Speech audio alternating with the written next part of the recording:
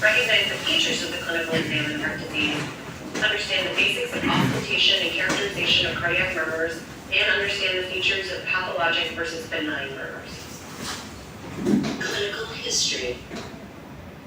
From a history standpoint, there are three important categories: gestational and perinatal history, especially if evaluating an infant, postnatal and present history, and then family history. We're going to go through each of these. The gestational and perinatal history is really important when evaluating an infant. Specifically, you're going to want to ask about the maternal history. Were they healthy while they were pregnant? Did they receive prenatal care? And did they have regular ultrasounds during pregnancy? And if so, did those show anything of concern? When you're asking about maternal infections, you're referring mostly to the torch infections, but any infection is also important to note. Finally, you're going to ask if mom took any medications. Specifically, phenytoin, lithium, retinoic acid, and warfarin have all been associated with cardiac malformations. The postnatal and present history is our next category. Most importantly for infants and young children is, are they growing along their growth curve? And if they're not growing along their growth curve, have they at least continued to consistently gain weight, or have they been losing weight? Are they meeting their developmental milestones? Have there been any feeding problems? Is there any cyanosis? Decreased exercise tolerance. Specifically for young children, you're going to want to ask, as they run around on the playground, are they able to keep up with their peers, or are they falling back? Have they ever fainted or felt as if they were about to faint? Have they ever experienced chest pain or palpitations? When you're asking about palpitations, I usually pose the question to children, have they had any extra beats or skipped beats? The most important thing to remember when evaluating an infant is that feeding is really an exercise task for them. And if they are able to feed and grow, there's usually not a major cardiac issue. Family history. You're going to want to ask if anyone has ever been born with a heart problem. And that'll be your screening for family history of congenital heart disease. Has anyone passed away suddenly or from an unexplained cause? Often I will also ask about unexplained car accidents or drownings, because those can be indicative of electrical problems with the heart. Does anyone have hypertrophic or dilated cardiomyopathy? And does anyone in the family require a pacemaker or an implanted defibrillator? Clinical exam. Next, we're going to move to the physical exam. The most important thing when you walk in the room is to take in the general appearance of the infant or child. From a nutritional standpoint, do they look well-nourished or are they malnourished? And in terms of their respiratory status, are they breathing easily or are they breathing quickly and with difficulty? Then you're going to turn to palpation from the cardiac perspective. You're going to put your hand on their chest and feel their precordium to see if they are hyperdynamic. Is the point of maximal impulse displaced, and do you feel a thrill? Then you're going to turn to peripheral pulses. In an infant, it's going to be really important to feel for the upper brachial pulse and the lower femoral pulses. And note, are they bounding, or is there a difference between the upper and lower pulses? In addition, you're going to want to, at this point, turn to the blood pressure, which should in an infant or young child have been taken in both an upper extremity and a lower one to make sure that there's no gradient. Point of clarification. A systolic blood pressure measurement of greater than 10 millimeters of mercury higher in the arm than the leg may signify the presence of a coarctation of the aorta. Then you're going to turn to auscultation. Auscultation refers to the appreciation of the heart sounds. It's important to remember that there are two big heart sounds, S1 and S2. S1 is going to refer to the mitral and tricuspid valve closure, and S2 to the aortic and pulmonary valve closure. People often talk about the splitting of S2. In normal children, it is normal to hear a variation in splitting with respiration.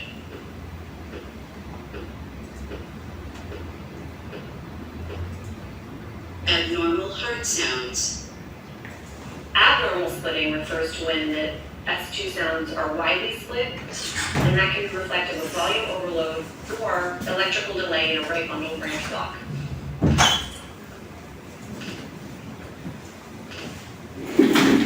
Narrowly split second heart sounds usually are reflective of pulmonary hypertension or aortic stenosis.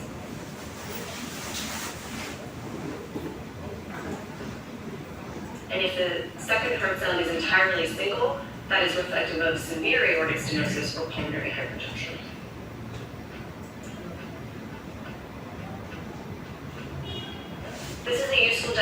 referring to the different areas that you'll listen to the valves opening and closing. As you can see, there is an appropriate place to listen for both the mitral, the tricuspid, and then the aortic and the pulmonic. Murmurs. Murmurs are the sound of blood moving through the heart. It's important to remember that those can be benign, and the sound of blood moving through an entirely structurally normal heart, or the sound made by blood moving through abnormal valves or holes in the heart. Murmurs are broken down into systolic, diastolic, continuous, gallops, and clicks. We will go through each of these. Before we do that, it's important to remember that we grade murmurs, and that we are standardized across all specialties into how we grade the murmurs.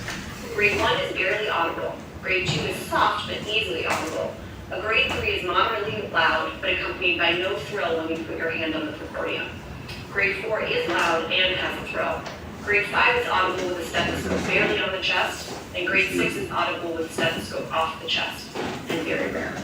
Systolic murmurs are divided into 3 categories: ejection, late systolic, and whole systolic. Ejection murmurs are usually reflective of pulmonary stenosis or aortic stenosis. Late systolic murmurs are usually reflective of mitral valve prolapse, and whole systolic murmurs are usually tricuspid regurgitation, mitral regurgitation, or a ventricular septal defect. This is a helpful chart in terms of breaking down the ways that systolic murmurs sound. In a mid-systolic murmur, you can hear that they're initially softer, then they get louder, and then softer again. Sometimes that's referred to as the crescendo-decrescendo murmur.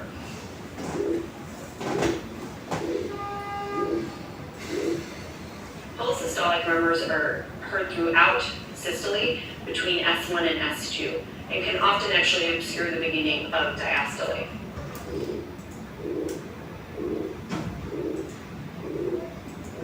Early systolic murmurs are short and heard right at the beginning.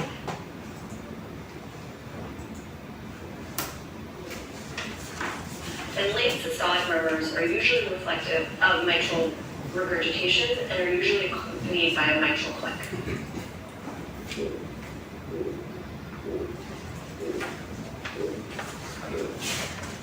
Diastolic murmurs are always pathologic.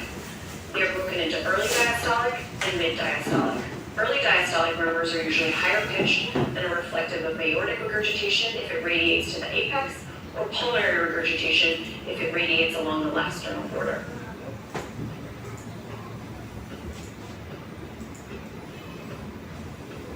Mid-diastolic murmurs tend to be lower pitched, are appreciated with the bell of your stethoscope, and are either mitral stenosis, which you hear at the apex of the heart, or tricuspid stenosis at the left lower sternal border.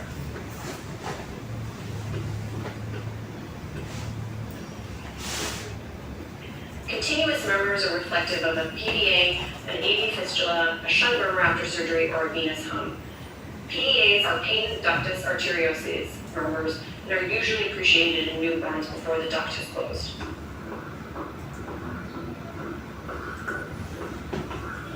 In addition, shunt murmurs are usually only heard after a child has had surgery.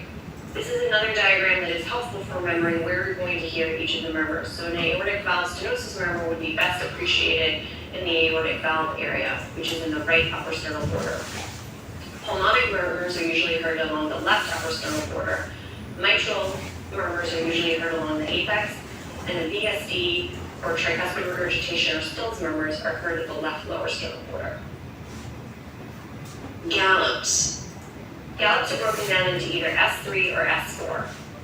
Third heart sound is referred to as S3 and is usually heard at the apex of the heart. Point of clarification. An S3 gallop is best heard at the apex if produced by a dilated or dysfunctional left ventricle, or along the left lower sternal border if produced by a dilated or dysfunctional right ventricle.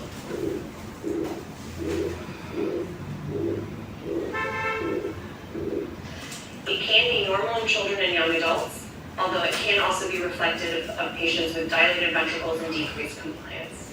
Fourth heart sounds are heard also at the apex, and these are always pathologic.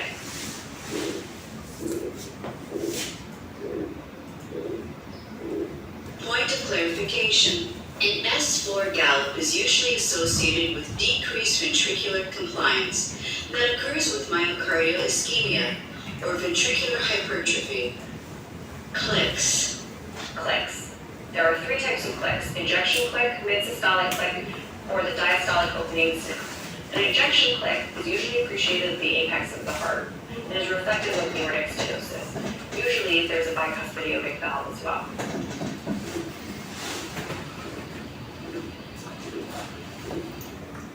Mid-systolic clicks are heard at the apex and usually reflect mitral valve collapse.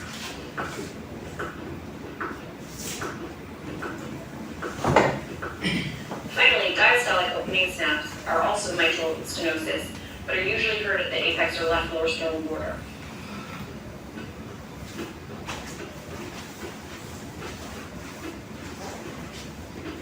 Rubs. A pericardial friction rub can be heard when the two walls of the pericardium rub against each other, producing audible friction. This sound can be described as a grating, scratching, or rasping noise that sounds similar to squeaky leather. It has both a systolic and diastolic component. It often obscures the normal S1 and S2 heart sounds. The sound is usually best heard between the apex and the sternum. It can be indicative of pericarditis, which is an inflammation of the fibrous sac surrounding the heart.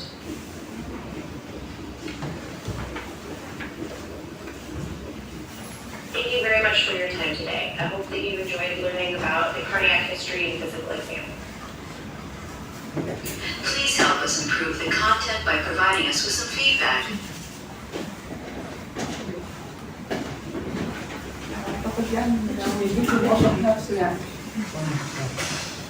وجمع كل الفيزيكال اكزام هو اللي جمع كل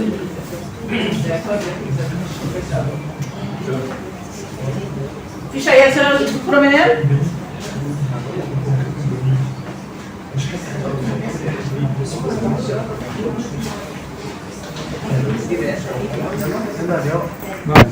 Invested in the beginning, warmly greeted patient.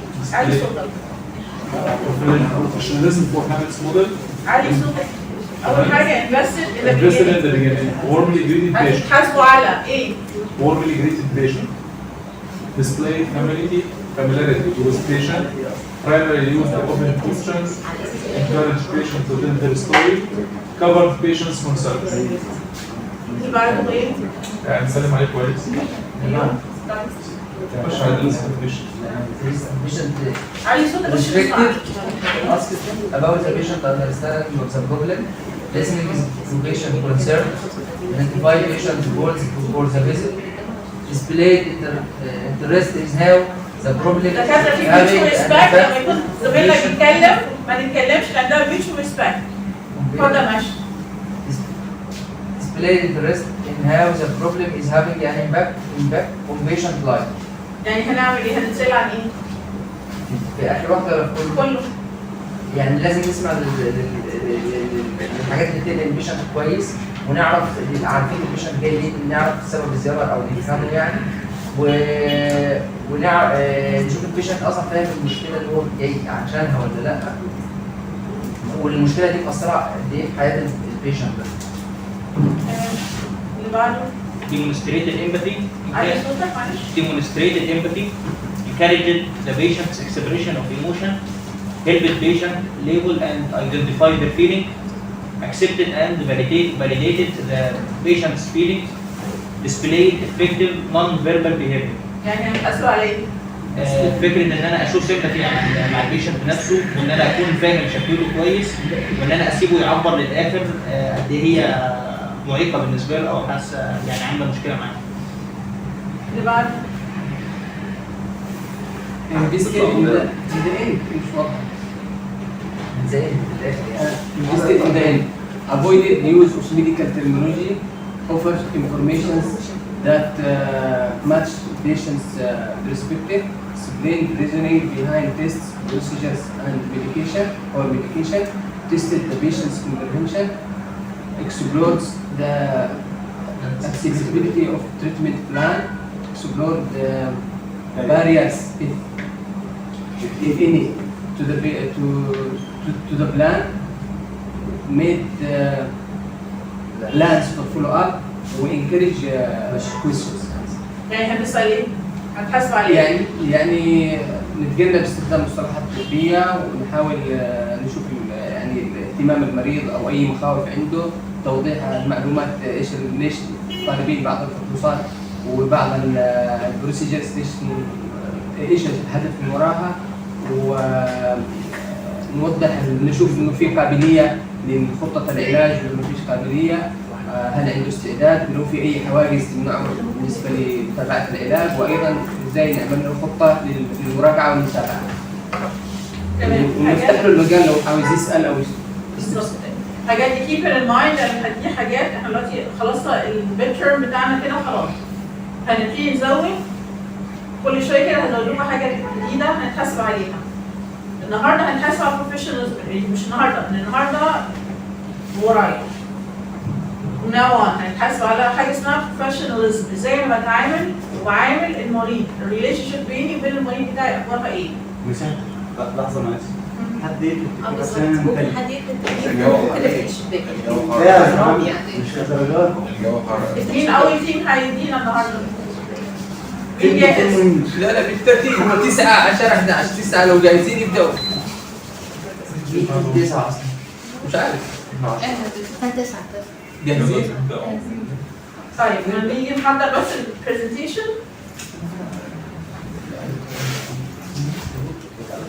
اتفضلوا البرزنتيشن بتاعتكم.